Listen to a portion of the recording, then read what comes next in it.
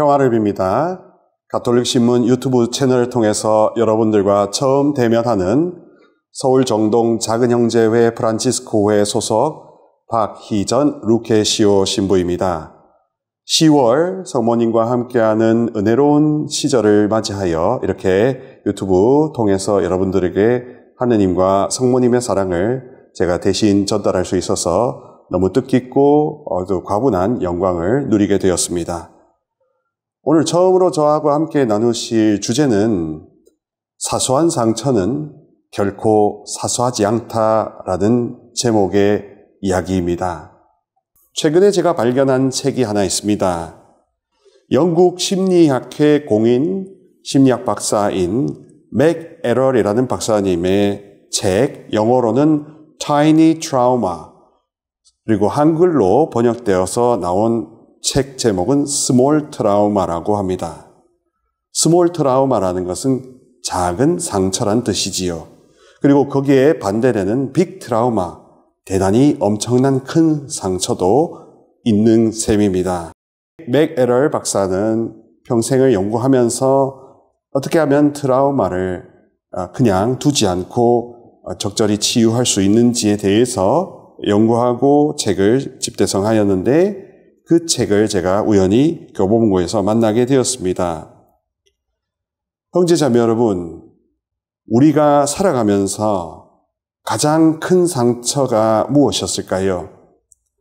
사람들이 생각하는 상처, 그리고 아픔, 이것이 큰 것도 있고 사소한 것도 있는데 제가 오늘 중점적으로 말씀드리고자 하는 것은 스몰 트라우마를 결코 사소하게 가볍게 여기지 말고 한번 내면으로 들어가서 하느님께 사랑을 받아봐야 된다는 것을 핵심적으로 말씀드리고 싶었습니다.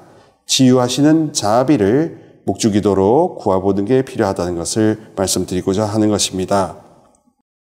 흔히 빅 트라우마, 아주 큰 상처는 이렇게 나누어진다고 합니다.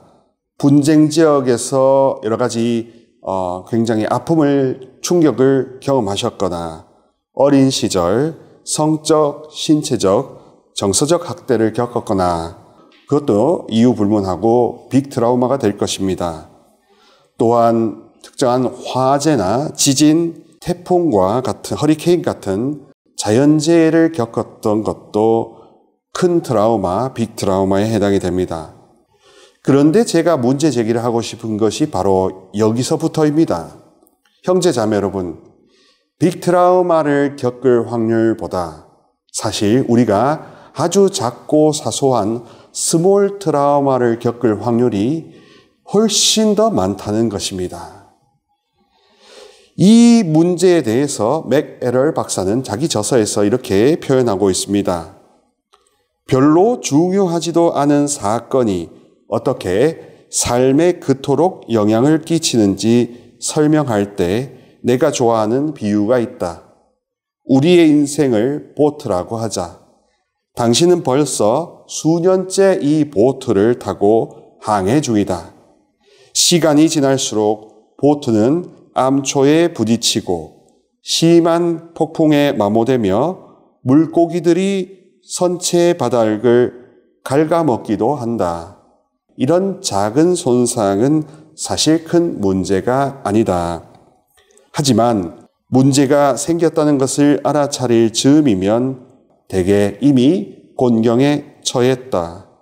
간단히 말하자면 이게 바로 스몰 트라우마다. 그렇습니다. 가랑비에 옷 젖는다는 속담처럼 우리의 일상은 사실 하느님의 사랑을 입고 먹고 보고 느껴야 하는 것이 정상인데 크고 작은 한국 사회에 있었던 개인적인 사회적인 트라우마 때문에 사실 하느님에 대한 사랑, 희망, 믿음이 현저히 눈에 띄게 소멸되었거나 소실된 점은 우리가 부인할 수 없는 현실인 것 같습니다. 그래서 저는 다시 한번 이 사소한 상처가 결코 사소하지 않고 세월이 약이 아니라는 것을 분명히 말씀드리고 싶습니다. 오히려 이럴수록 나 자신의 트라우마를 하느님의 자비로 치유받는 본인 돌보는 영적인 기도 생활이 다시 시작되어야 되지 않을까 싶습니다. 트라우마라는 말 자체의 어원을 보면 이렇습니다. 그리스어로 트라우마는 그 뜻이 뚫다, 뚫리다라는 동사에서 유래했는데요.